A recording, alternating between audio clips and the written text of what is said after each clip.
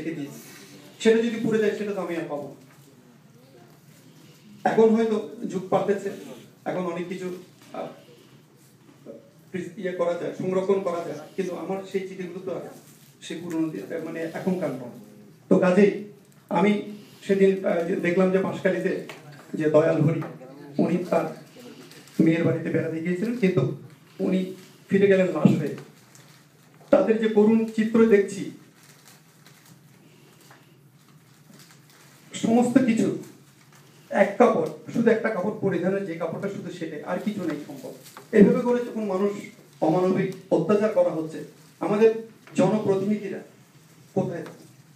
আজকে দেখা যাচ্ছে বাংলাদেশের প্রেক্ষাপটে রাজনীতিক যে আগের যে রাজনীতিকরা যাদের সাথে জনসম্পৃক্ততা ছিল, সেই রাজনীতিক নেই। এখন ব্যবসায়ীরা রাজনীতিক মানে কন্ট্রোল করছে, যার ফলে দেখা যাচ্ছে এখন এত অত্যাচার অনাচারের পরও একজন রাজনৈতিক দাঁড়ালে কিন্তু, যার গ্রহণযোগ্যতা আছে সে দাঁড়ালে কিন্তু সবকিছু রক্ষা করা যায় এবং রক্ষা করতে পারে।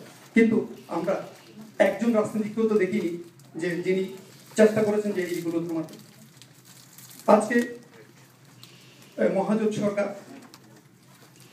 মানে 2/3 সংখ্যাগরিষ্ঠ অনেক আইন এখনো করেনি যাতে করে জনকল্যাণ হয়। আমার মনে হয় এগুলোকে আরো কঠোর করা উচিত।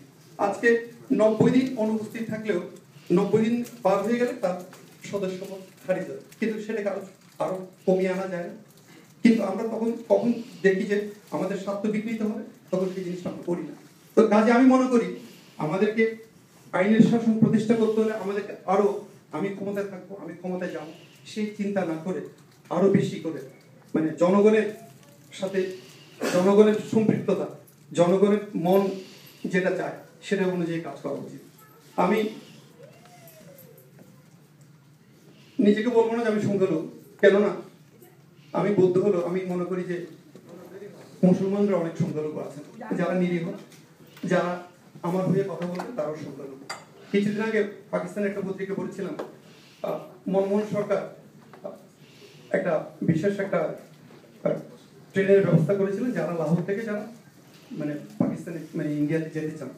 তো ওখানে একজন সাংবাদিক মহিলার সঙ্গে উনি বলেছেন যে মনমোহন সিং হিন্দুদেরকে নিয়ে গেলেন, কিন্তু আমরাও তো যেতে চাই এই পাকিস্তান ছেড়ে, কেননা আমরা পাকিস্তানে আমাদের নিজেদের ভাষায় কথা বলতে পারছি না, মানে আমার মনের কথা বলতে পারছি না, আমার কোনো স্বাধীনতা নেই, এখানে কোনো গণতন্ত্র নেই। কাজেই আমি মনে করি তারা নয়, শুধু আমরাও এখানে সংখ্যালঘু।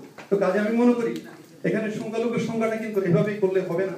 এখানে বাংলাদেশে যারা সাধারণ নিরীহ মানুষ, সে একজন শিক্ষক হতে পারে, একজন চাকরিজীবী হতে পারে, যিনি সাধারণ মানুষের কথা বলেন, যিনি নিজের স্বার্থ দেখেন না, সবার স্বার্থ দেখেন।